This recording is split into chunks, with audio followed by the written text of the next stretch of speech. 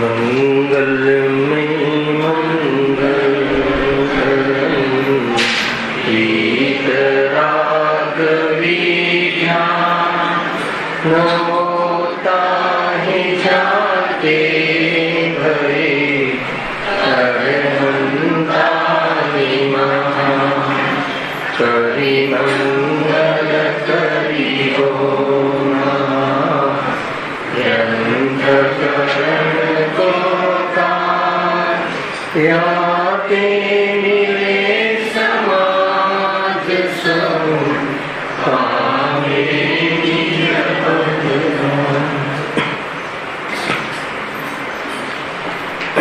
श्री मोक्ष मार्ग प्रकाशक ग्रंथ से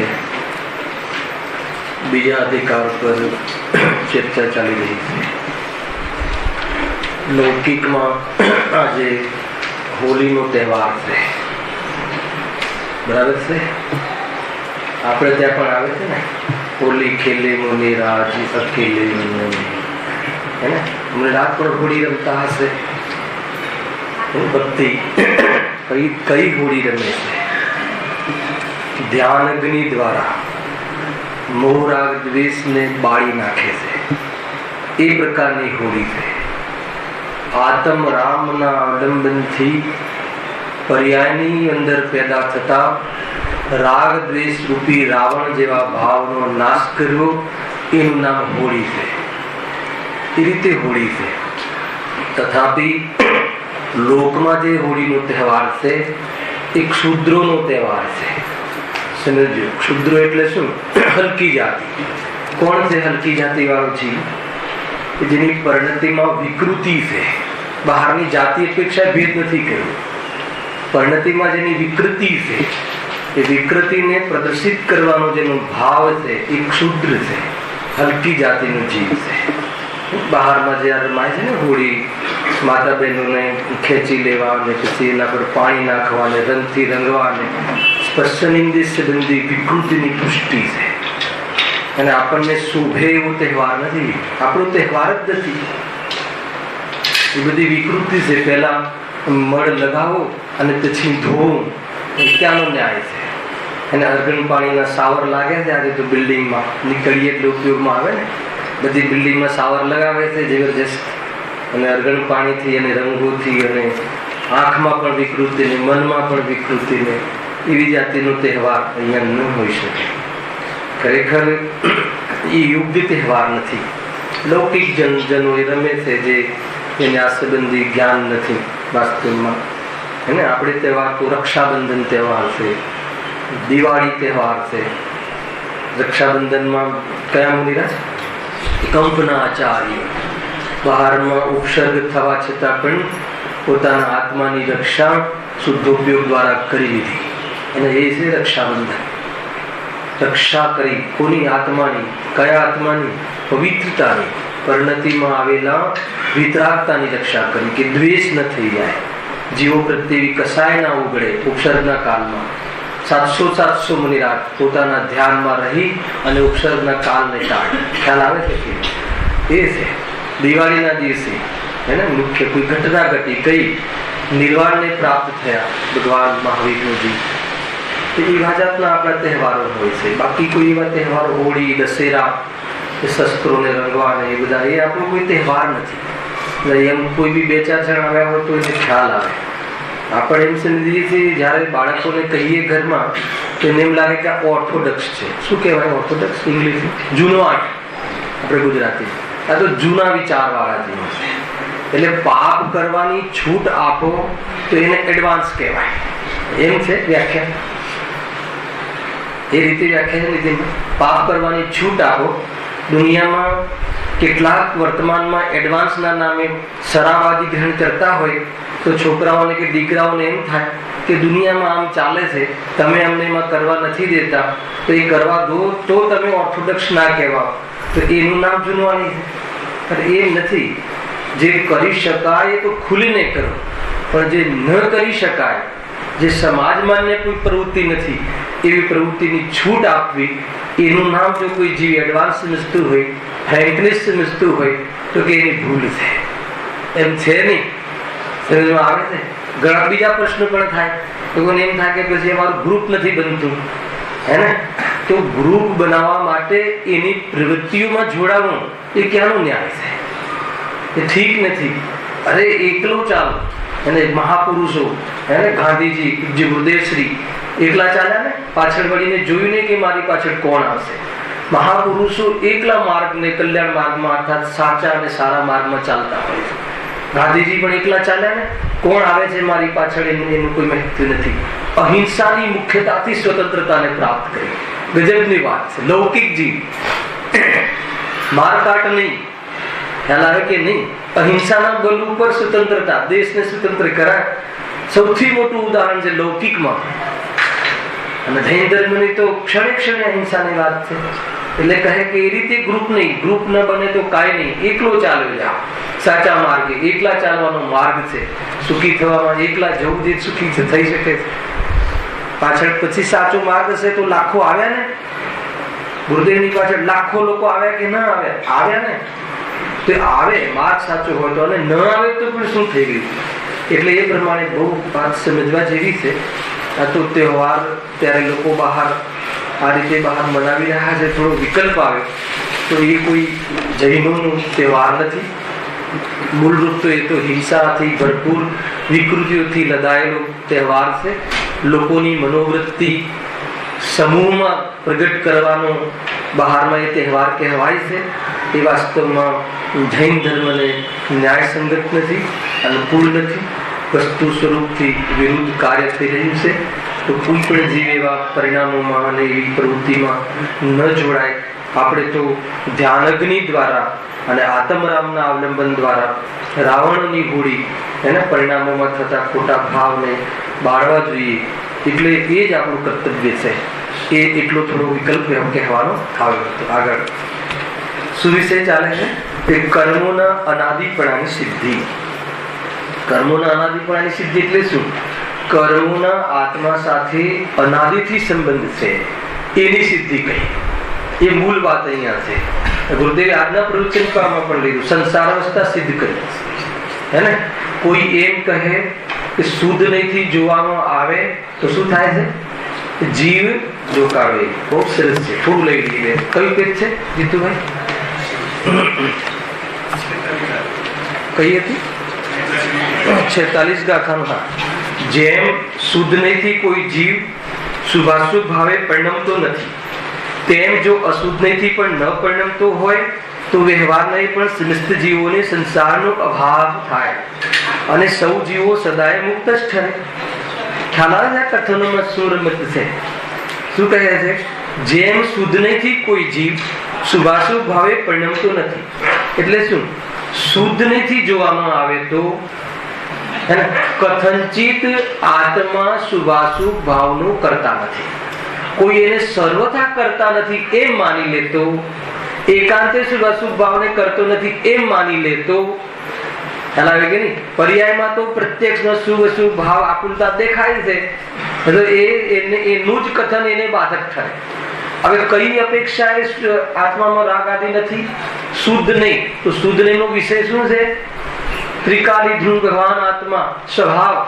એ સ્વભાવમાં જોવામાં આવે તો શું છે? રાગ રૂપે કોઈ જીવ થયો નથી. કોઈ જીવ, એકેન્દ્રિય જીવ પણ રાગ આદિ રૂપે સ્વભાવથી થયો નથી. સ્વભાવ એનો રાગ નથી થયો, એ તો બરાબર છે. એટલે ત્યાં કથંચિત લાગે, અપેક્ષા લાગે. અપેક્ષિત છે ને, એ અપેક્ષાએ તો રાગ આદિ આત્મા કરતો જ નથી. પણ કોઈ અશુદ્ધ નહીં પણ રાગ આદિ કરતો નથી એમ માને તો, ખ્યાલ આવે કે નહીં? પર્યાય અપેક્ષાએ અર્થાત તો પરિણામમાં જે રાગાદી ભાવ છે આત્માનું લક્ષણ કરતા એ જે ઉત્પન્ન થયા છે ત્યાં પણ એ માની લે કે મને રાગાદી ભાવ નથી, તો શું થાય? સંસારનો અભાવ થઈ જાય. તો સારી વાત ને સંસારનો અભાવ થઈ જાય, પણ રાગ રાખીને સંસારનો અભાવ થાય નહીં. અને પ્રત્યક્ષમાં રાગ આદિ તો દેખાય છે, દુઃખી તો દેખાય છે. આ છે જે અધ્યાત્મની શૈલી આગમને માન્યા વગર જે અપનાવે છે તો આ દોષ આવી જાય છે. અધ્યાત્મ આગમ પૂર્વક હોય છે અને આગમમાંથી અધ્યાત્મ ન કાઢે તો પણ કલ્યાણ રોકાઈ જાય. બરાબર સમજો શું કહે છે? કે આગમને ધ્યાનમાં રાખ્યા વગર અધ્યાત્મમાં એકાંત કરી લે તો સ્વચ્છંદ થઈ જાય, અને આગમમાંથી અધ્યાત્મ ન કાઢે તો શું થાય? કલ્યાણ રોકાઈ જાય. બે વસ્તુ ખ્યાલમાં આવે છે. આગમમાં એટલે શું? આગમમાં બધું બતાવશે. પૂરો જીવ અશુદ્ધ પણ છે, શુદ્ધ પણ છે, આપેક્ષા શુદ્ધ છે, આપેક્ષા અશુદ્ધ છે. પૂરો જીવ પ્રમાણનું દ્રવ્ય મળી જશે ત્યાં, અને એ પ્રમાણના દ્રવ્યમાંથી શુદ્ધ સ્વભાવ જોવાની કલા નહીં ખ્યાલ હોય તો કે આત્મદૃષ્ટિનો વિષય નહીં બને. ખ્યાલ આવે છે? અને આગમમાં જે રીતે રાગાદી ભાવ પર્યા કરે અશુદ્ધ નહીંથી જોવામાં આવે તો રાગાદી છે, અશુદ્ધ નહીં એટલે શું? વ્યવહાર નહીંથી. એટલે રાગ વ્યવહાર છે કે રાગને આત્માનું કહેવો વ્યવહાર છે. રાગ કોઈ વ્યવહાર નથી, રાગ તો આત્માની ક્ષણિક અવસ્થા છે. પણ એને વ્યવહાર કેમ કહ્યું નથી? કેમ કે ત્રિકાળ સ્વભાવ નથી એટલે વ્યવહાર કહ્યો, બીજું આશ્રયભૂત નથી એટલે વ્યવહાર કહ્યો. પણ વ્યવહાર કહીને એ છે જ નહીં વર્તમાનમાં, પણ એ અર્થ નથી. ખ્યાલ આપ મહેન્દ્રભાઈ કે રાગાદી ભાવ છે જ નહીં વર્તમાનમાં. ક્યાં નથી? શુદ્ધ નથી જોતા ક્યાં નથી? સ્વભાવમાં નથી. અશુદ્ધ નથી જોતા ક્યાં છે? મારી જ પર્યાયમાં છે. ક્યાં ભાવ કરવાનો છે? દ્રષ્ટિમાં. દ્રષ્ટિમાં ભાવ કરવાનો છે એટલે શું? સ્વભાવની દ્રષ્ટિ કરવાની છે. દ્રષ્ટિમાં ભાવ કરવાનો એટલે શું?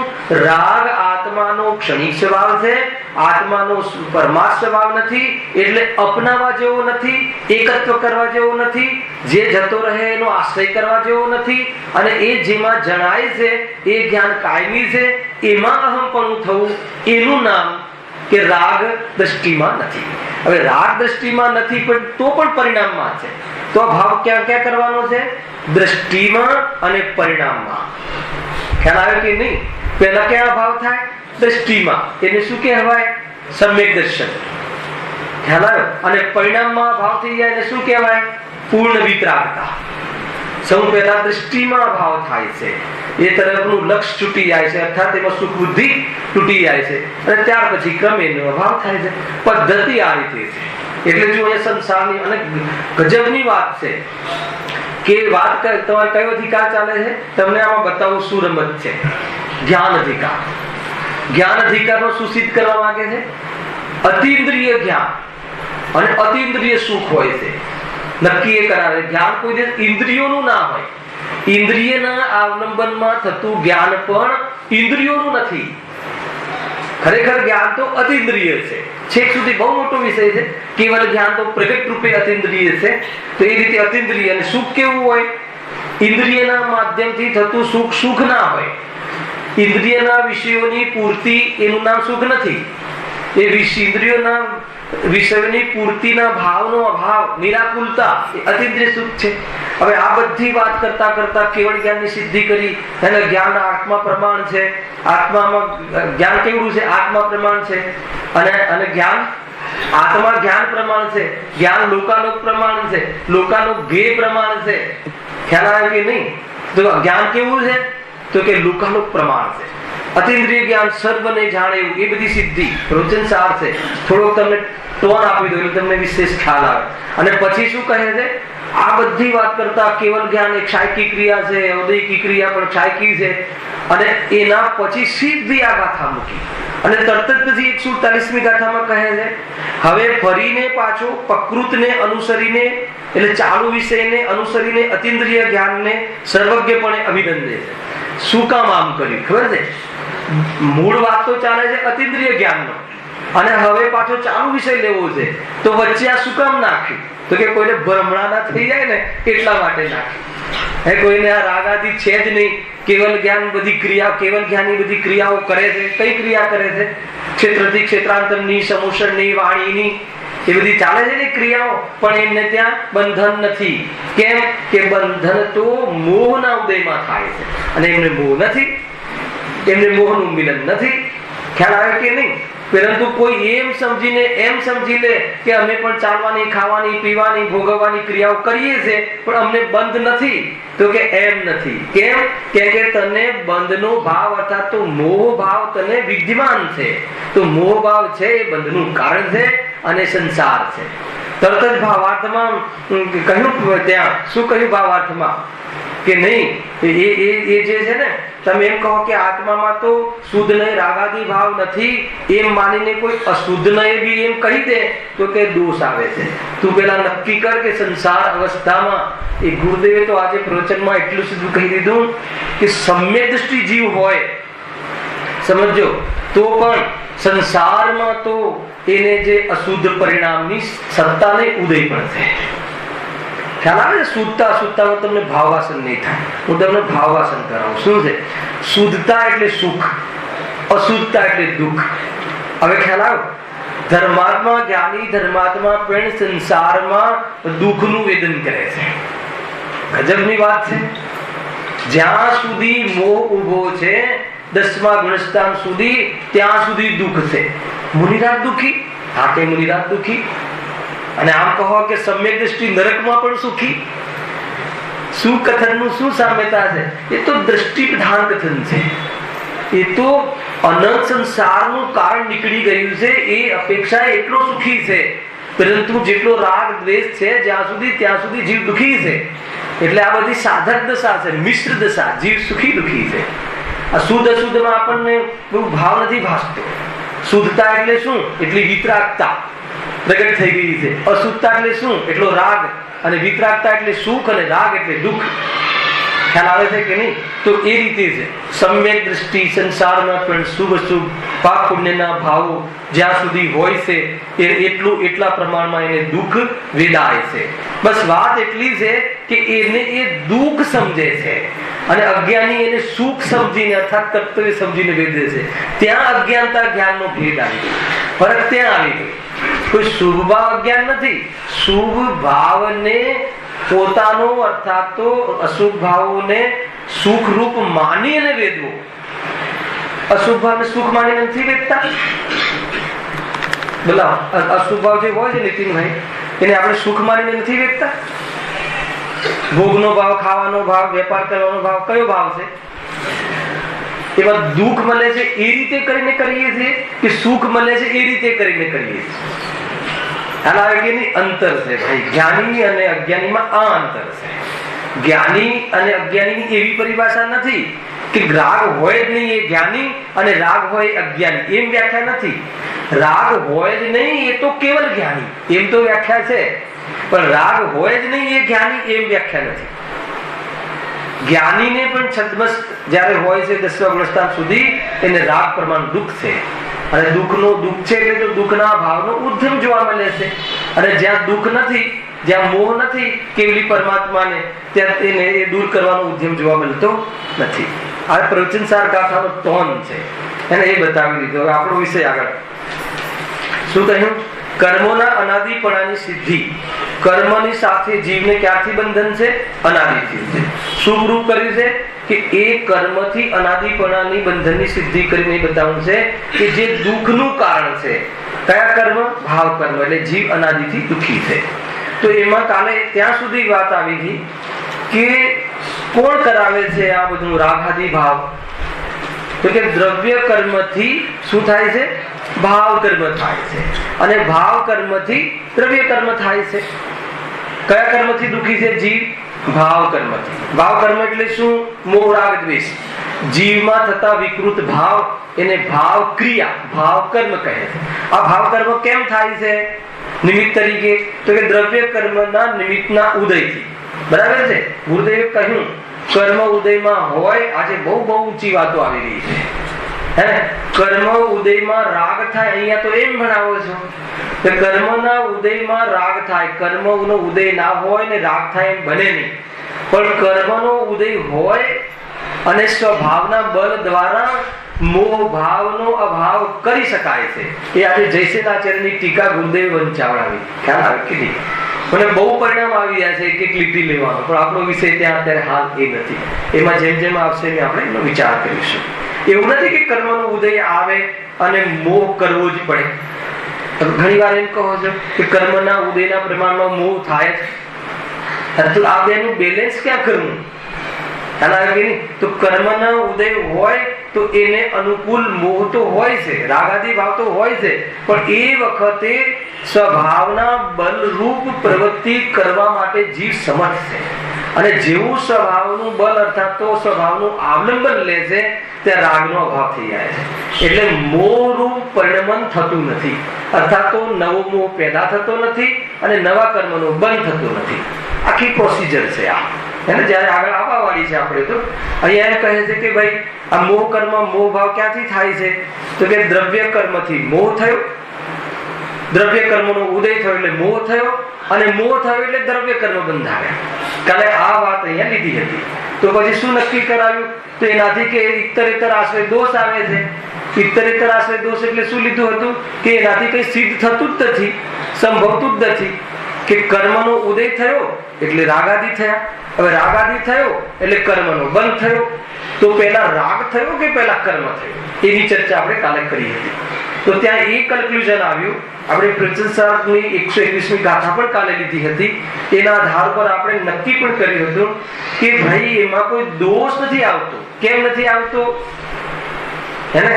ઇત્તરેતર આશ્રય દોષ ખ્યાલ છે ને? સંકેત કે આપણું ઘર ક્યાં છે? મંદિરની સામે. મંદિર ક્યાં છે? આપણા ઘરની સામે. અને બંને ક્યાં છે? એકબીજાની સામે. બોલો તારું ઘર ક્યાં છે? મળશે એક ઘર? બંને અસિદ્ધ છે ને? તો એક સિદ્ધ હોવી જોઈએ ને. હેતુ તો સિદ્ધ હોવો જોઈએ અને જે સાધ્ય છે એ અસિદ્ધ હોવું જોઈએ. આ કઈ ભાષા છે ખબર છે? આ છે ન્યાયની ભાષા. પરીક્ષા મુખમાં છે આ. હેતુ એટલે જેના આધારે નક્કી કરવાનું છે એ તો સિદ્ધ હોવું જોઈએ. આત્મા નક્કી કરાવવાનો છે, એમાં જે નિમિત્ત જીનવાની છે એમાં તો આત્મા પ્રસિદ્ધ હોવું જોઈએ. અને જે પ્રાપ્ત કરવાનો છે એ સિદ્ધ ના હોવો જોઈએ, એ તો પ્રસિદ્ધ ના હોવો જોઈએ. કે એને તો પ્રસિદ્ધ કરવો છે, આપણે જાણવો છે. એનો અર્થ આ થાય. આ બધી ન્યાયની ભાષાઓ છે. થોડું ઘણો ન્યાય તો સમજવું પડે છે. તો કહે છે કે એમ નથી ને, પણ અહીંયા એ રીતે નથી. નક્કી શું કરવું છે? કે સિલસિલારૂપ અનાદિથી કર્મનું બંધન છે. તો કહે છે કે અત્યારે જે મને રાગ થયો એમાં પૂર્વના અનાદિ સિદ્ધ કર્મ છે એ નિમિત્ત છે. અને જે કર્મ જે બંધાય છે એ પેલા કર્મ બંધાયા એ નહીં, નવા કર્મ બંધાય છે. ચેન આમ છે. મને રાગ થયો એટલે જે કર્મ ઉદયમાં આવ્યા અને એ જ કર્મ પાછા બંધાય એમ નથી. આ તો મને રાગ આવ્યામાં મને કોણ નિમિત્ત બન્યું? પૂર્વ કર્મ નિમિત્ત બન્યા. પૂર્વ કર્મ એટલે અનાદિ કર્મ થઈ ગયા ને. અનાદિથી કર્મ જે બાંધ્યા છે એ મને મારા વર્તમાન રાગમાં નિમિત્ત બન્યા, અને વર્તમાન રાગ મારા ભવિષ્યમાં જે હવે ઉદયમાં આવવાવાળા છે એ માટેના કર્મો હાલ બંધાયા. તો એ રીતે ચેન ક્યારથી ચાલતી આવે છે? અનાદિથી ચાલતી આવે છે. એટલે કહે છે કે ઇત્તરેતર આશ્રય દોષ આવતો નથી. એટલી ચર્ચા કાલે આપણે વિસ્તારથી કરીએ. જો આગળ હવે હા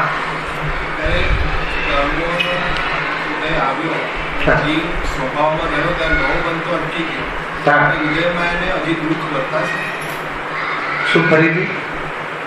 એ જીવ સ્વભાવમાં રહ્યો. હા, ભાઈનો પ્રશ્ન એ છે.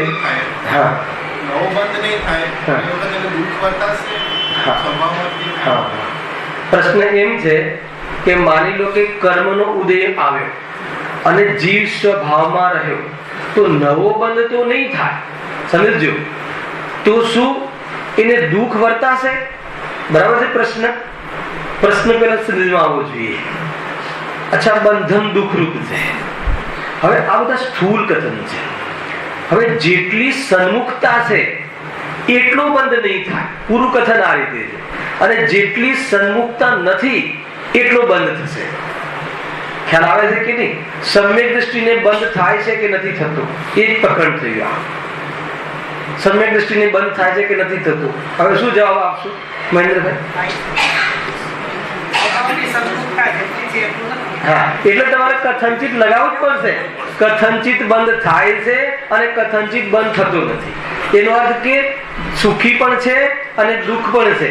તો જેટલી કર્મ પ્રકૃતિ એને નાશ કરી, સમજી લેજો, જેટલી કર્મની અર્થે જેટલી કર્મ પ્રકૃતિ નાશ કરી, અર્થાત તો જેટલી કર્મનું બંધ વિચ્છિત્તિ થઈ, ખ્યાલ આવ્યો? એટલો તો એ પવિત્ર થઈ ગયો. પણ હજી એટલી તાકાત નથી એને કે સંપૂર્ણ, જેમ કેવલી ભગવાન સંપૂર્ણ ડૂબી ગયા છે સ્વરૂપમાં, એમ નથી ડૂબ્યા, તો એટલી એને દુઃખ ચાલુ છે. અરે અબુદ્ધિપૂર્વક જયારે શ્રેણીમાં હોય ને, માની લો કે અત્યારે આપણે અહીંયા બેઠા છીએ, તો આપણે અત્યારે પાપ છે કે નહીં? તો વાસનારૂપ બધા પાપ છે. માનો અત્યારે તમને ખાવાની કસાય છે કે નહીં? જમવાની અત્યારે ભોજનની કસાય છે કે નહીં? શું નિર્ણય છે? ભોજનની એવી કસાય નથી કે બહારમાં પ્રવૃત્તિ દેખાય, પણ ભોજનની એવી પણ કસાય નથી તો છે જ નહીં એમ નહીં. 24 કલાક વાસનામાં દરેક પરિણામોની કસાયો વિદ્યમાન છે, પણ ઉપયોગમાં એક જ કસાય હોય છે. આ બધા ઘણા ગણિત છે. એ રીતે માની લો કે જયારે કર્મનો ઉદય થયો સ્વભાવના બલ દ્વારા, એ વખતે ઉદય થયો, એ વખતે રાગ થયો હશે કે નહીં? રાગ થયો હશે. એ રાગના કાળમાં એ વખતે રાગ અને જ્ઞાનનું ભેદ જ્ઞાન કરે અને ઉપયોગમાં રહે તો નવો બંધ થતો નથી. તો કયો બંધ નથી થતો? કે જેટલો ઉપયોગમાં સમાયો છે એટલા જે માન લો કે મિથ્યાત્વ તોડ્યું ને પેલી ચોકડી તોડી નાખી, તો એટલી કસાય તોડી નાખી તો એટલો તો સુખી થઈ ગયો. પણ કેટલો સુખી થયો એટલો, અને કેટલું દુઃખ છે ખ્યાલ આવે કે નહીં? તો જે મુનિને સુખ છે, જે પંચગુણાસ્તરવર્તી શ્રાવકને સુખ છે, એવું સુખ નથી. એટલે બાકીની જે અસંયમ રૂપ જીવન છે એ વખતે અસંયમીપણું અબુદ્ધિપૂર્વકનું છે, એટલું દુઃખનું વેદન પણ છે. પણ પ્રવૃત્તિ રૂપ નથી દેખાતું. બહારમાં એવી કોઈ જાતની પ્રવૃત્તિ દેખાતી નથી.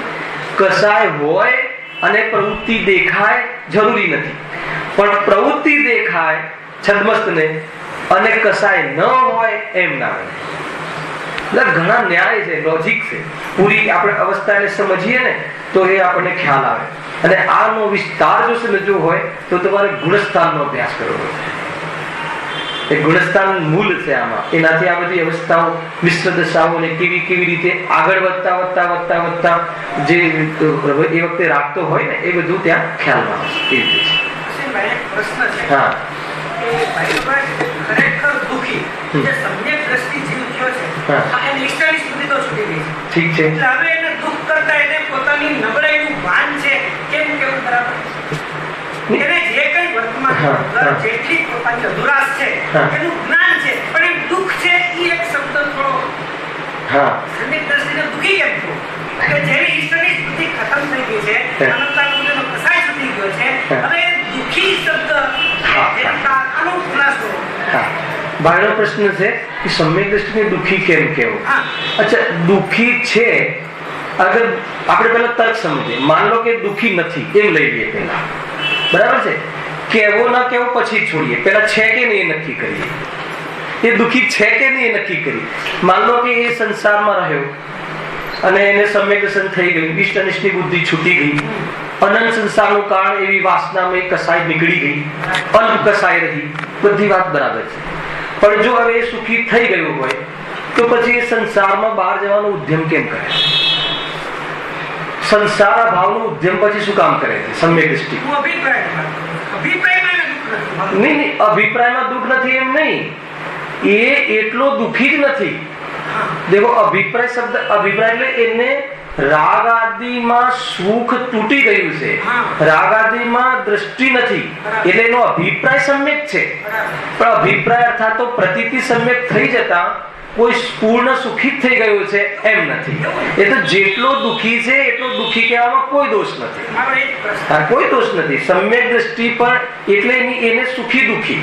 જો મિથ્યા દ્રષ્ટિ સમજો પહેલાથી લઈએ. માન લો કે મિથ્યા દ્રષ્ટિ જીવ છે, બહારમાં કરોડપતિ અરબપતિ, શરીર પણ મતલબ સુંદર નિરોગી, બોલો સુખી છે કે દુઃખી છે? હે ને? હવે મિથ્યા દ્રષ્ટિ શબ્દ કહ્યો એટલે તમને ખ્યાલ આવ્યો કે દુઃખી છે. સમજમાં આવે છે કે નહીં? એટલે એકાંતે દુઃખી છે. અને હવે સમ્યક દ્રષ્ટિ બહારમાં સંયોગો નબળા હોય કે ગમે તેવા હોય, પરંતુ સંયોગી બુદ્ધિ તૂટી ગઈ છે, તો એ કેવો છે? ના, એ સુખી દુઃખી છે, મિશ્ર અવસ્થા છે. ખ્યાલ આવે કે નહીં? તો એ સુખી પણ છે અને દુઃખી પણ છે. હવે દુઃખી કેમ છે? દુઃખી કેમ છે? બહારમાં રોટલા વસ્ત્ર નથી એટલે દુઃખી છે. અચ્છા, એવો કોઈ જીવ લઈ લો કે સમ્યક દ્રષ્ટિ છે અને ચક્રવર્તી છે. ભરત ચક્રવર્તી સમ્યક દ્રષ્ટિ ક્ષાયક સંકીર્તિ છે અને બહારમાં વૈભવ છે. બોલો, એ સુખી દુખી છે કે સુખી છે? તો પણ સુખી દુખી છે. એટલે સામગ્રીથી સંબંધ નથી. તો સુખી કેમ છે? કે જેટલી વિતરાગતા, અનંત સંસારનું કારણ અનંતાનુબંધી કસાય અને મિથ્યાત્વનો અભાવ થઈ ગયો છે એટલો સુખી છે. ખ્યાલમાં આવે કે નહીં? અને જેટલો બહારમાં કસાયો છે તો કેટલી કસાયો બાકી છે. 10મા ગુણસ્થાને હજુ તો લોભાંત છે ને, અંતિમ લોભ છે ને, સૂક્ષ્મ લોભ છે. તો સૂક્ષ્મ લોભ છે એટલો દુખી છે એ જીવ. હવે દુઃખ પ્રગટ દેખાતું નથી, પ્રવૃત્તિ રૂપ, પણ વેદનમાં છે. વેદનમાં દુઃખ છે એટલું, ત્યાં દુઃખ દેખાતું નથી. બહારમાં પ્રવૃત્તિ રૂપ આકુરતા, આમ બહાર દોડતા ભાગતા એવું નથી દેખાતું. કેમ કે તો ધ્યાન અવસ્થામાં છે મુનિરાજ 10મા ગુણસ્થાનમાં હતું. તો એક અંતર્મુહૂર્તમાં તો ક્ષીણ કરશે એ મોહની અર્થાત લોભની, અને એ 12મા ગુણસ્થાનમાં વિતરાગી થઈ જશે. એટલે એ દુઃખી જો કઈ વિવક્ષા ચાલે છે એ તો મેં પહેલા કહ્યું ને કે એમ કહે કે સમ્યક દ્રષ્ટિને બંધ જ નથી, બરાબર છે. અને એમ કહે કે ભાઈ મુનિરાજને જે વ્રતાદિના ભાવ આવે છે એનો બંધ થાય છે. હવે શું બેલેન્સ છે આમાં?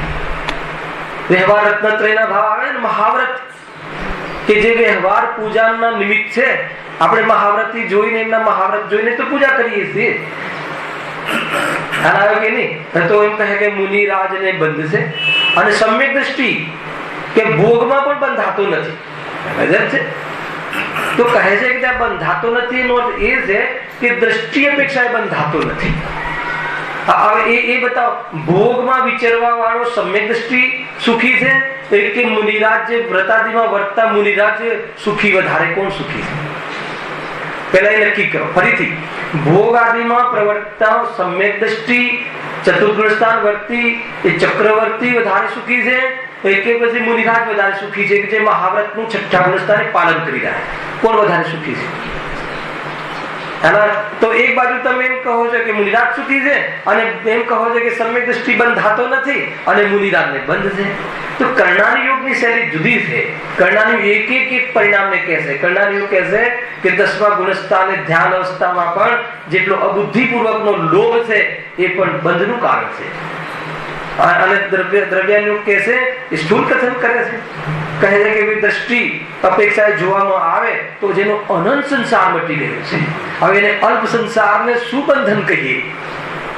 કે નહીં? એ રીતે છે. શૈલી અલગ અલગ છે. તમારે ત્યાં સમયસાર ચાલી ગયું, પ્રવચન સાર ચાલે છે. પ્રવચન સારમાં જ્ઞાન પ્રધાન શૈલી છે, સમયસારમાં દૃષ્ટિ પ્રધાન શૈલી છે. આ સમજવું પડશે. પણ એનાથી કોઈ સિદ્ધાંત ખંડિત નથી થતો, મુખ્યતાથી વાત આવે છે. જ્ઞાન પ્રધાન શૈલીમાં એમ કહેશે કે પર્યાયમાં રાગ પણ છે, પર્યાયમાં વિતરાગતા પણ છે, અને સ્વભાવમાં રાગ પણ નથી અને સ્વભાવને વિતરાગી થવું પડે એમ પણ નથી. આ બધું જ્ઞાન કરાવશે. ખ્યાલ આવ્યો કે નહીં? મતલબ એ રીતે કહેશે કે શુદ્ધ પણ છે ને અશુદ્ધ પણ છે ને રાગ પણ છે ને વિતરાગ પણ છે. પણ જયારે સમયસાર ચાલતો હશે તો કઈ મુખ્યતાથી વાત થશે કે રાગ તો છે જ નહીં શુદ્ધાત્મામાં, કેમ કે અમે સમયસારની વાત કરવા વાળા છીએ. દ્રવ્ય કર્મ, ભાવ કર્મ, નો કર્મ થી રહિત શુદ્ધાત્મા, એનામાં કઈ રાગ દ્વેષનો પ્રવેશ નથી. એને જ્ઞાન ઘન પિંડ, સુખનો ઘન પિંડ છે. કોને? દરેક જીવના સમયસારને. હવે એ કયો? દરેક જીવના સમયસારને એટલે દરેક જીવના શુદ્ધ સ્વભાવને. તો ત્યાં રાગને કે રાગ છે ને, રાગ તો છે ને, તો કે જ્યાં છે ત્યાં છે, મારામાં નથી. આખો ટોન બદલાઈ જશે અને બંને ટોનનું પ્રયોજન દ્રવ્ય દ્રષ્ટિ કરાવવાનું છે. આ નહીં ભૂલતા. પર્યાયમાં રાગ બતાવીને પણ રાગની દ્રષ્ટિ અર્થાત રુચિ છોડાવી છે અને સ્વભાવમાં રાગ ન બતાવીને સ્વભાવની દ્રષ્ટિ કરાવી છે. પ્રયોજન ખ્યાલમાં આવ્યો? પર્યાયમાં રાગને બતાવીને પર્યાયની રુચિ છોડાવી છે, રાગની રુચિ છોડાવી છે, અને સ્વભાવમાં રાગ નથી એમ બતાવીને સ્વભાવની દ્રષ્ટિ કરાવી છે. તો બંનેમાં શું અંતર રહ્યું? કાંઈ અંતર ના રહ્યું. ખરેખર તો સ્વભાવ બતાવો છે, પ્રયોજન છે. ક્યારે પણ કોઈ શબ્દની શું વિવક્ષા છે, શું પ્રયોજનથી કીધું છે, કોઈ એમાં દોષ નથી આવતો કે સમ્યક દ્રષ્ટિ દુઃખી છે કે સુખી છે. હવે સમ્યક દ્રષ્ટિ કહેવું અને દુઃખી કહેવું, પણ ક્યાંથી પ્રશ્ન પૂછાય છે, ક્યાંથી પૂછે છે, એ બહુ મહત્વનું છે. હવે સમ્યક દ્રષ્ટિ તો નરકમાં પણ સુખી, સમ્યક દ્રષ્ટિ તો બધે સુખી એમ કહો છો. તો કે સમ્યક દ્રષ્ટિ સુખી એ સમ્યક દર્શનની અપેક્ષાએ છે, પરંતુ સમ્યક દ્રષ્ટિને પણ આજે જ આવ્યું ને ગુરુદેવના પ્રવચનમાં, તમે હતા ગુરુદેવના પ્રવચન, એમાં આવ્યું ને સમ્યક દ્રષ્ટિને પણ જેટલી કસાય આદિ શુભ અશુભ ભાવો છે એટલી અશુદ્ધિ છે. હવે અશુદ્ધિ છે નો શું એટલે બધા મેં હમણાં કરી લીધા, અશુદ્ધિ એટલે દુઃખી છે, હે ને? એ અશુદ્ધિ એ શાસ્ત્રીય વર્ડ છે ને દુઃખી એ આમ જનતાનો શબ્દ છે.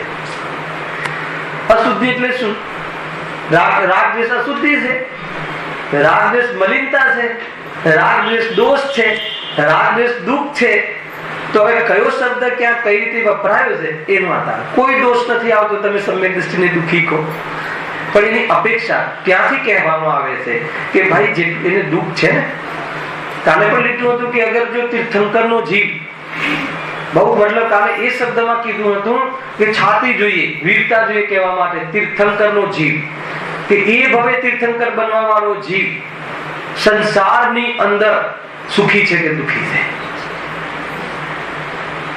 શું નિર્ણય? તીર્થંકર આદિનાથનો જીવ દરેકને ખબર છે, અવધિજ્ઞાની પોતે દરેકને ખબર છે કે આ ભવે અમને તીર્થંકર બનવા વાળા છે. હવે એ નક્કી હોવા છતાં તીર્થંકર ભગવાનનો જીવ જે છે સંસારમાં સુખી છે કે દુઃખી? સંસારમાં તો દુઃખી જ છે ને, પણ એક દિવસ સુખી છે એને ગૌણ કરીને કહે, કેમ કે અમારે સંસારમાં રહેવું નથી ને, એટલે કે જે સુખી જીવ છે ક્યાં રહે છે? સંસારમાં રહે છે કે સંસારની બહાર રહે છે? ખ્યાલ આવે કે નહીં? તો એ તો સંસારની બહાર જવાનો પુરુષાર્થ થઈ રહ્યો છે અને સુખ પ્રગટ કરી રહ્યા છે, એટલે એક દેશ સુખી કયા? એક દેશ સુખી કોણ છે? સમ્યક દ્રષ્ટિથી લઈને 10મા ગુણસ્તર સુધીના મુનિરાજ તમામ જીવો કેવા છે? એક દેશ સુખી છે. પણ એક દેશ સુખી કયા એનો અર્થ શું થયો મહેન્દ્રભાઈ? કે પૂર્ણ સુખી નથી. પૂર્ણ સુખી નથી એનો અર્થ શું થયો? કે દુઃખી પણ છે. ખ્યાલ આવે કે નહીં? હવે ત્યાં પ્રકરણ એ ચાલતું હોય તો દુઃખની વાત કહે, અને તો સુખની મુખ્યતાથી કહે કે જ્યારે અજ્ઞાનીની સામે કમ્પેર કરાવી હોય ત્યારે કહે કે સમ્યક દ્રષ્ટિને તો શરીરમાં રોગ આવે અને એ વખતે એમાં રાગમાં પ્રવેશ બી કરે, એને વશ પણ થઈ જાય તો પણ સુખી. કોની કમ્પેરમાં? કોની અપેક્ષામાં? અજ્ઞાનીની અપેક્ષામાં. કેમ? અજ્ઞાનીને નિરોગી શરીર હોય, ઇજ્જત હોય, શોહરત હોય, ધન હોય તો પણ દુઃખી, અને સમ્યક દ્રષ્ટિને બહારમાં અપેશ પ્રકૃતિનો ઉદય હોય, બદનામ કરે, રોગ શરીરમાં આવે અને રાગાદી એનું લક્ષ્ય કરીને રાગરૂપ વશ થાય તો પણ સુખી. ક્યાં સુખીની તુલના કરવી છે એની વાત છે.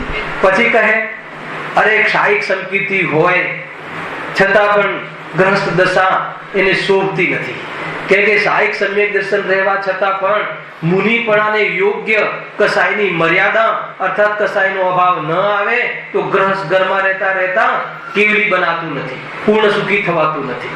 ખ્યાલમાં આવ્યો? શું કમ્પેરિઝન છે? વિવક્ષાઓ ઘણી છે. કઈ વિવક્ષાથી આપણે અત્યારે પ્રેઝન્ટેશન કરી રહ્યા છીએ એ બહુ મુખ્ય છે.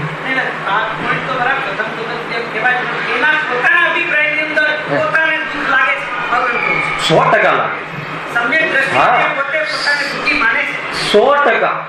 સમ્યક દ્રષ્ટિને અગર જે દુઃખી ના માને, આજના પ્રવચન છે ને આપણે પ્રવચન સમ્યક દ્રષ્ટિ પોતાને જ્ઞાયક માને છે, પણ સમ્યક દ્રષ્ટિ પોતાને સમ્યક દ્રષ્ટિ નથી માનતો. વાત આ છે. સમ્યક દ્રષ્ટિ નથી માનતો એનો અર્થ શું? પોતાને પર્યાય દ્રષ્ટિથી નથી જોતો. અગર જો પોતાને સમ્યક દ્રષ્ટિ જોશે, સુખી જોશે તો સમ્યક દર્શન નહીં રહે, પણ પર્યાયમાં સુખ ઉપાદે છે એને ખ્યાલ છે. અરે એને દુઃખનું વેદન થાય છે, દુઃખનું જ્ઞાન થાય છે. અરે હું આટલો દુઃખી છું, પ્રભુના આગળ પ્રાર્થના કરે છે. ગુરુદેવ બે હાથ આમ કરીને કહે પ્રભુ તમે તો પૂર્ણ સુખી થઈ ગયા, અમે તો સંસારમાં હજુ પણ દુઃખી છીએ. આમ કહે કોઈ પ્રોબ્લેમ નથી, કે છીએ ને દુઃખી છીએ તો કહે. જ્ઞાની ધર્માત્મા આ રીતે ખેદ કરે છે, અરે મને દુઃખ છે. અજ્ઞાની દુઃખી નથી માનતો, જ્ઞાની જેટલું દુઃખ છે એને દુઃખ માને છે એટલે જ્ઞાની છે. મૂળ વાત એ છે. એમ નથી લેવું કે પોતાને દુઃખી માને કે ના, દુઃખી જેટલો દુઃખી છે દુઃખી માને છે. અજ્ઞાની પોતાને દુઃખી નથી માનતો. એક અજ્ઞાની દુઃખી નથી માનતો, ખ્યાલ? પેલા તો એ પોતાને દુઃખી નથી માનતો. એક હે ને? બીજું, જે દુઃખ માને છે એનું કારણ એને ખબર નથી. એનું કારણ મોહ રાગ દ્વેષ છે, પણ એનું કારણ એ પરને માને છે, એટલે અજ્ઞાની છે. અને દુઃખી નથી માનતો એટલે શું? જે દુઃખ છે એને સુખ માને છે, એટલે અજ્ઞાની. અને જ્ઞાની જે દુઃખ છે એને દુઃખ માને છે. મને દુઃખ છે, હજુ મારા સંસ્કાર પરિણામમાં દુઃખ ચાલે છે, મને દુઃખનું વેદન છે, મને દુઃખનું જ્ઞાન છે, થાય છે. દરેક વસ્તુનું જ્ઞાન થાય, જ્ઞાન દરેક વસ્તુનું થાય. હવે તમારે જે દ્રષ્ટિથી પૂછવું છે ને, હું હવે એનો જવાબ આપું. કઈ રીતે? કે દુઃખી તો છે, દુઃખી માને છે, પણ શું નથી માનતા? તો કે દુઃખને સ્વભાવ નથી માનતા. ત્યાંથી સમ્યક દ્રષ્ટિ. ખ્યાલ આવ્યો? એ અભિપ્રાય, તમે જે અભિપ્રાયની અર્થે પૂછવા માંગો છો ને, દુઃખ નથી માનતા એમ નહીં, દુઃખ નથી માનતા તો સ્વચ્છંદી થઈ જશે. નબળાઈનું જ્ઞાન છે, નબળાઈનું વેદન છે, નબળાઈ જેટલું દુઃખ છે એનું વેદન છે, બધું જ છે. પણ શું માને છે? કે આ નબળાઈ છે, આ સ્વભાવ નથી, આ અનાત્મા છે. એટલે શું થઈ ગયું? સમ્યક દ્રષ્ટિ. પણ એનો અર્થ એ નથી કે એને દુઃખ નથી, એનો અર્થ એ નથી કે એ પૂર્ણ સુખી થઈ ગયા, એ નથી. સમ્યક દ્રષ્ટિ પણ આકુરતા કરે છે. સમ્યક દ્રષ્ટિ પણ વિષયોમાં કેમ ચોટે છે, સમ્યક દ્રષ્ટિ પણ વિષયોમાં કેમ જાય છે? કેમ કે એને કસાય સહન નથી. ખ્યાલ આવ્યો કે નહીં? અરે એટલો મોટો ચોપડો છે કે અંદર તમને આવશે મોક્ષમાર્ગ પ્રકાશનમાં એક વાતના ખુલાસા આવશે. હે ને? સમ્યક દ્રષ્ટિ શું કામ વિષયોમાં જાય છે? સમ્યક દ્રષ્ટિ વિષયોમાં જાય છે તો નથી જતો. અરે નથી જતો ને જતો એના અલગ પલાખા છે. નથી જતો એટલે શું? કે એને સ્વભાવ નથી માનતો. અને જાય છે એટલે શું? વશ થઈ જાય છે. એવો વશ થઈ જાય છે કે તમે એને જ્ઞાની માનવા તૈયાર ના થાવ. સમ્યક દ્રષ્ટિને જ્ઞાની માનવા તૈયાર ના થાવ કે આવો જ્ઞાની હતો હશે, એવું તમે કહો. એટલો વશ થઈ જાય છે. એટલા માટે તો સમ્યક દ્રષ્ટિને પંચ પરમિષ્ટિમાં નથી મૂક્યા. કેમ કે પૂજનનો જે વ્યવહાર છે ને એ ચારિત્રની મુખ્યતાથી છે. અને બહારમાં 96,000 રાણીની વચ્ચે હોય અને અષ્ટદ્રવ્યથી પૂજા કરીએ તો કેમ લાગે? એટલા માટે આ બધી વિધિ છે. આગમની બહુ પવિત્રતા છે. ખ્યાલ આવે કે નહીં? એટલા માટે પંચ પરમિષ્ટિમાં જુઓ તમે સમ્યક દ્રષ્ટિ ચતુર્ગુણ સ્થાન વર્તીને ન મૂક્યા. પંચ પરમિષ્ટિ કેમ ના મૂક્યા? કેમ કે એ લોક વ્યવહાર બગડી જશે. કે બહારમાં એને સંયમ જોવા નથી મળતું. ગજબની વાત છે ભાઈ. પંચમ ગુણ સ્થાનમાં બહારની પરિસ્થિતિ તમે જુઓ ને, માની લો કે પંચમ ગુણ સ્થાન એટલે કયું થયું? 2 ચોકડી કસાયા ભાવપૂર્વકની વિતરાગતા, મિથ્યાત્વને. હવે એમાં બીજી પ્રતિમા લઈ લો. બીજી પ્રતિમામાં શું હોય છે બેન? અણુવ્રત. બીજી પ્રતિમામાં અણુવ્રત હોય છે ને. હવે અણુવ્રતમાં માની લો કે બ્રહ્મચર્ય અણુવ્રત, બ્રહ્મચર્ય પ્રતિમા 7મી અને બ્રહ્મચર્ય અણુવ્રત બીજી પ્રતિમાનું એક વ્રત. હવે એ વ્રતમાં એક વ્યક્તિ છે, એ પ્રતિમાધારી 2 વ્યક્તિ લઈ લો. એમાં એક વ્યક્તિ છે એ તો સાદી સુધા છે, અને એક વ્યક્તિ છે એને જન્મથી લગ્ન નથી કરેલા. બોલો, બંનેની પવિત્રતામાં શું અંતર હશે? ખ્યાલ આવ્યો કે નહીં?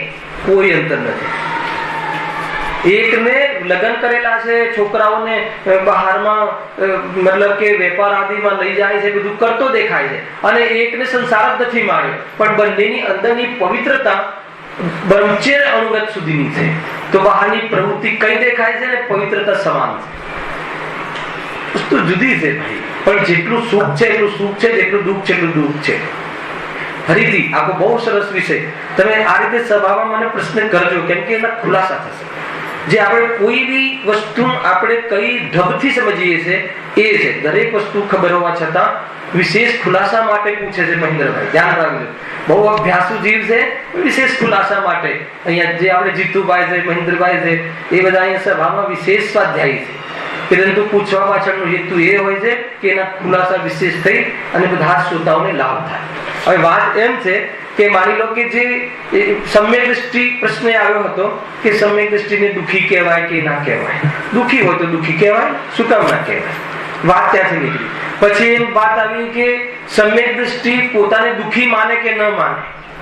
તો કે શું કામ ના માને? જેટલું દુઃખ છે એટલું દુઃખી માને. ખ્યાલ આવે કે નહીં? તો પછી શું ના માને કે જેથી સમ્યક દ્રષ્ટિ કહેવાય?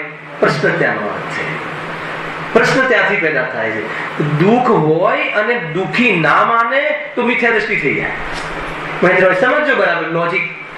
અગર દુઃખી હું હોઉં અને મને હું દુઃખ ન માનું, હે ને, મને રાત્રિમાં ભોજન કરવાનો રાગ હોય, એ બધી પ્રવૃત્તિ હોય અને મને નથી એમ દેખાડું તો શું થાય? ખ્યાલ આવે કે નહીં? બને જ નહીં. જેટલા દુઃખી છે એ કબૂલ કરે. અરે એ રીતે કબૂલ કરે. જો તમને બે જ્ઞાનીની વાત કરું. એક જ્ઞાની માન લો કે એવા હોય છે સમ્યક દ્રષ્ટિ ચતુર્ગુણસ્થાન પરથી, એને મહાવ્રતનો ભાવ નથી આવતો, અર્થાત મહાવ્રત સંબંધી વિકલ્પ નથી આવતો, તો ખેદ કરે છે કે અરે મને મહાવ્રત કરવા લેવાનો ભાવ નથી આવતો. એટલે શું? દુઃખી થયા ને? એનો અર્થ કે હજુ મને એટલી વિતરાગતા મને છે નહીં, અને એટલી વિતરાગતાનો મને પુરુષાર્થ નથી. સમ્યક દ્રષ્ટિ જીવને એટલો પુરુષાર્થ નથી હજી, મને એવો પુરુષાર્થ જ નથી આવતો કે હું વિતરાગી થઈ ગયું. અલગ અલગ છે. હવે માની લો કે સોગાણીજી અને બેનશ્રી. હવે બેનશ્રીને બહુ ભક્તિ ઉછળતી હતી. સોગાણીજી કહે કે જેવી બેનશ્રીની ભક્તિ ઉછળે છે એવી અમને ભક્તિ જ નથી આવતી. બોલો, બંનેની પવિત્રતામાં શું અંતર છે? ખ્યાલ આવે કે નહીં? સ્વયં પોતે એમના બોલમાં કે બેનશ્રીને જે ભક્તિ ઉછળે છે ભગવાનની મુદ્રા જોઈને, ખબર નહીં અમને એટલી ભક્તિ ઉછળતી જ નથી. ઉછળતી એટલે ભક્તિ નહીં હોય એમ? તો એ એવી જાતિનો ઔદૈહિક ભાવ વધતો જ નથી. અલગ અલગ ભાવ હોય છે ભાઈ એમાં. પણ એ દુઃખી છે, જેટલો રાગ આવે છે એટલો દુઃખી છે. તો શું અંતર પડી ગયું? અભિપ્રાયમાં દુઃખી નથી એટલે શું? અભિપ્રાયમાં હું દુઃખી નથી એમ નહીં. અભિપ્રાયમાં જે દુઃખ છે એ હું નથી. આ દુઃખ છે એ મારો સ્વભાવ નથી. આ દુઃખ છે એ ટાળવા લાયક છે. આ દુઃખ છે એ હે છે. આ દુઃખ છે એને દૂર કરવાનો ઉપાય કરવા જેવો છે. કઈ રીતે કરવો? સમ્યક દ્રષ્ટિની શું થિંકિંગ, સમ્યક દ્રષ્ટિની શું ભૂમિકા, સમ્યક દ્રષ્ટિની શું પ્રવૃત્તિ અને પ્રતીતિ શું હોય છે એની વાત છે. ચતુર્ગુણ સ્થાનની વાત છે.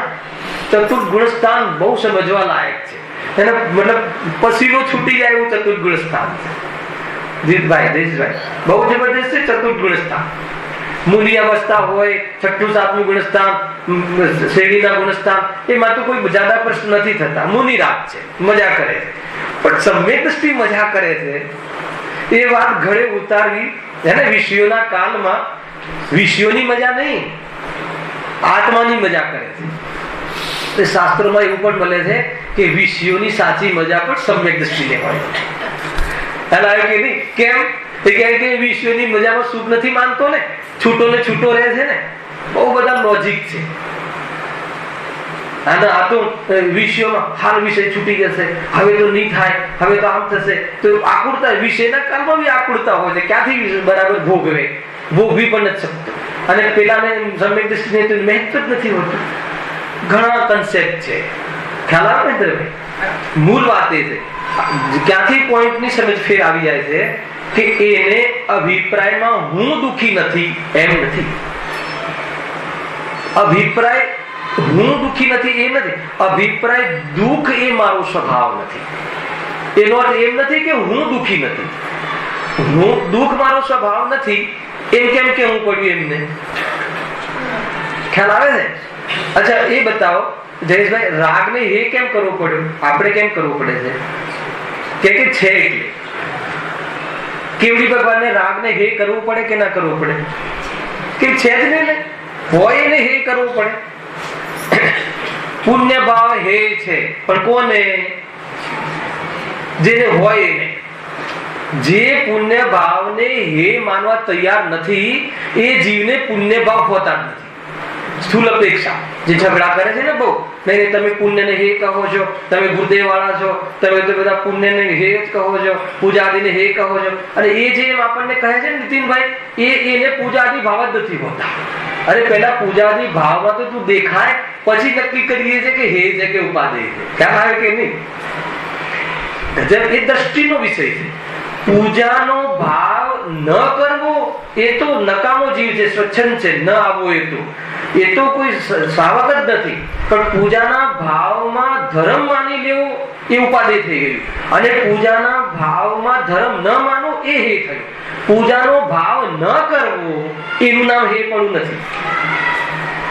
સમજમાં આવે છે વાત ક્યાંથી ચાલુ થાય છે? જીવને સમજણ નથી હોતી ને એટલે કાંઈ ના કાંઈ ઝઘડા કરે છે. અને આપણામાં બી હે નો શું ખબર છે? આપણે હે શાને માનીએ છીએ ખબર? પૂજા તો હે છે. એટલે પૂજામાં કરવી જ ના જોઈએ. તો કરવી ના જોઈએ નામ હે છે.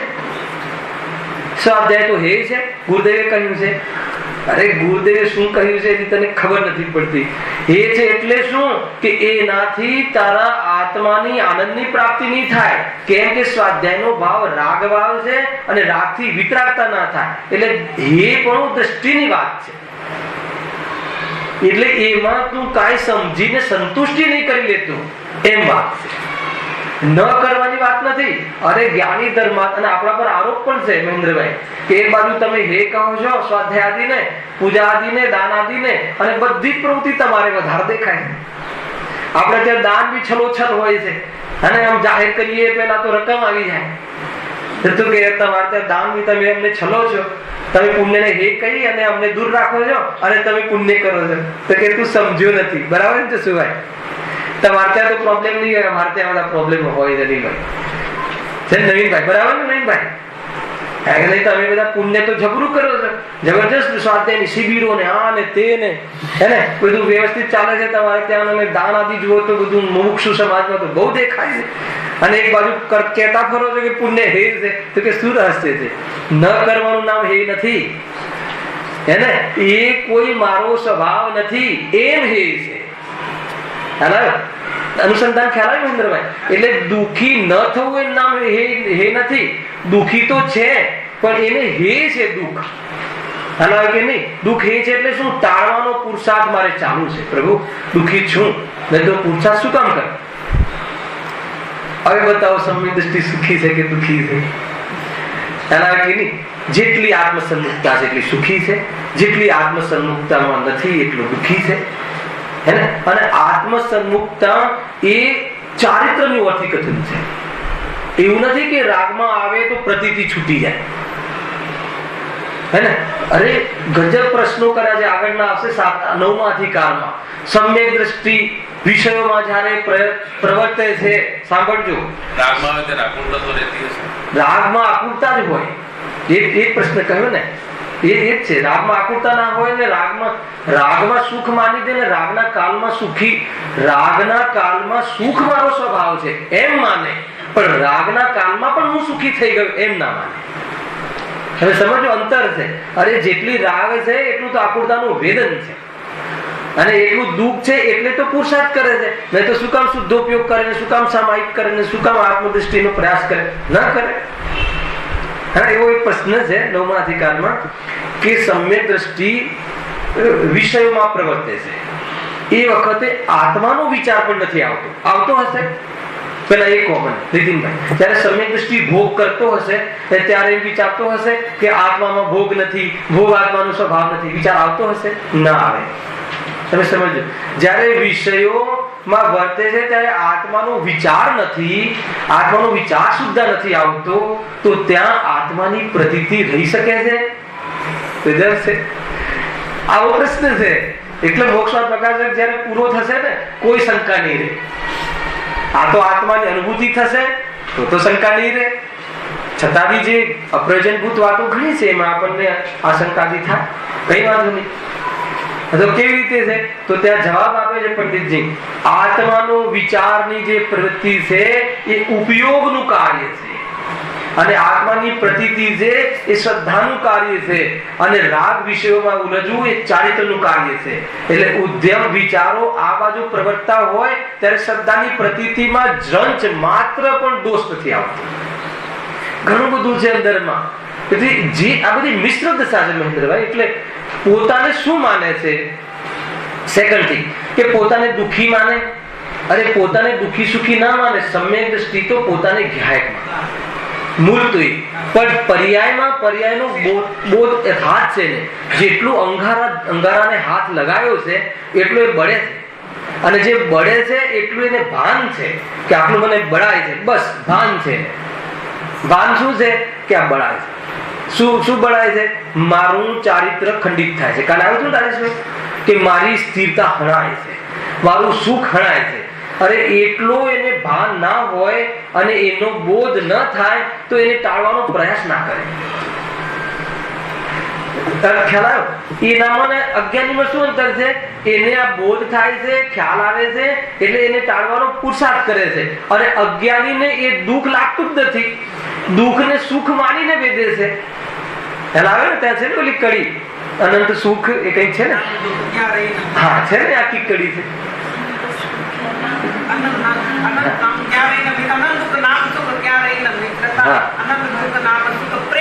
ત્યાં વિચિત્રતા. અનંત સુખ નામ દુઃખ. અનંત સુખ એટલે વિતરાગતામાં સુખ છે અને એને દુઃખ માને છે. કોણ માને છે? આપણે માનીએ છીએ. વિતરાગતા શું છે? અનંત સુખ છે. અને આપણે એમ કહીએ કે ભાઈ રાગ છોડો તો દુઃખ લાગે છે, મતલબ અરે પત્નીનો રાગ છોડો એમ કહીએ સંકેત, હે ને? ભણવાનો રાગ છોડો, ક્રિકેટનો રાગ છોડો, તો એ રાગ છોડવામાં સુખ લાગે તમને? એનો અર્થ એ થઈ ગયો કે વિતરાગતામાં સુખ નથી લાગતું. જેને રાગમાં સુખ પાસિત થાય છે એનો અર્થ એ કે વિતરાગતામાં, અરે વિતરાગતામાં અનંત સુખ છે, હે ને? અને તને વિતરાગતામાં દુઃખ લાગે છે. અરે બધું છોડી દેવું પડશે, ઘર છોડી દેવું પડશે. એનો અર્થ એ થઈ ગયો કે એને વિતરાગતા ગમતી નથી. ખ્યાલ આવે કે નહીં? તો વિતરાગતામાં તને દુઃખ લાગે છે. ખ્યાલ આવે ને? એમ કહે છે અનંત સુખ નામ દુઃખ ત્યાં રહીને મિત્રતા. મિત્રતા એટલે ત્યાં આત્માનો પ્રેમ ન રહે. અને નામ દુઃખ શું છે? અનંત દુઃખ નામ સુખ. હવે અનંત દુઃખ લઈ લો. અનંત દુઃખ છે કે નહીં? શામાં? શરીરને પોતાનું માનવું, મારા પ્રમાણે પરિણમે એમ માનવું, એક પરમાણુ મારા પ્રમાણે પરિણમે એમ માનવું, અને તારી ઈચ્છા પ્રમાણે તો પદાર્થનું પરિણમન થતું નથી. એટલે તું હે ને તારી રાગ પ્રમાણે પરિવર્તન નહીં થાય એટલે તને આકુરતા થશે. તો આનું પરિવર્તન ન થયું એટલે આકુરતા થઈ કે રાગના કારણે આકુરતા થઈ, મોહ રાગ દ્વેષના કારણે આકુરતા થઈ. હવે એને તું સુખ માનીને બેઠો છે તો કે એક પરમાણુ પણ તારી ઈચ્છા પ્રમાણે નહીં પરિણમે અને એવા અનંત પદાર્થો વિશ્વમાં છે એટલે તને એ અનંત દુઃખ છે. પણ એ અનંત દુઃખને તું સુખ માનીને મેળવવા માટે નિરંતર પ્રયાસ કરી રહ્યો છે. ગજબ વિચિત્રતા. ખ્યાલ આવે કે નહીં? ગજબની વસ્તુ છે ભાઈ. આ તો આ અવસ્થાને સમજવી જોઈએ.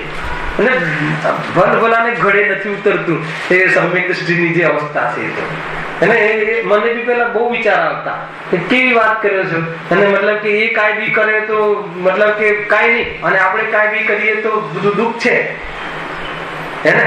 કે પેલું કહે ને કે ભાઈ તમારું ખૂન ખૂન અને મારું ખૂન પાણી, એવી વાત થઈ ગઈ.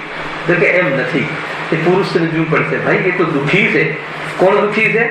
સમ્યક દ્રષ્ટિ પર જેટલો જેટલો રાગ છે એટલો દુઃખી છે. એ દુઃખનું વેદન કરે છે અને પોતાને એટલો દુઃખી માને છે. કેમ માને છે? કેમ કે દુઃખ છે.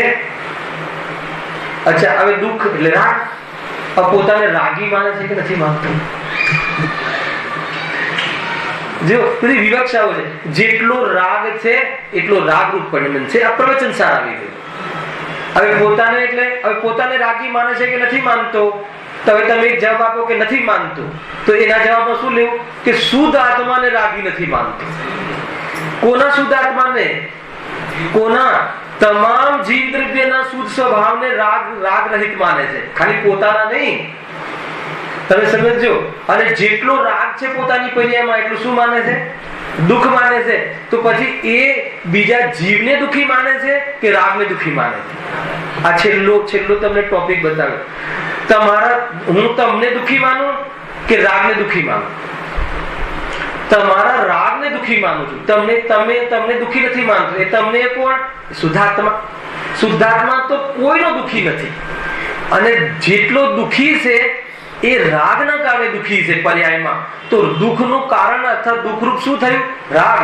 જીવ દુઃખરૂપ નથી, રાગ દુઃખરૂપ છે. 7 તત્વ આવી ગયા ને. દુઃખરૂપ કોણ છે ચંદ્રકાંતભાઈ? રાગ.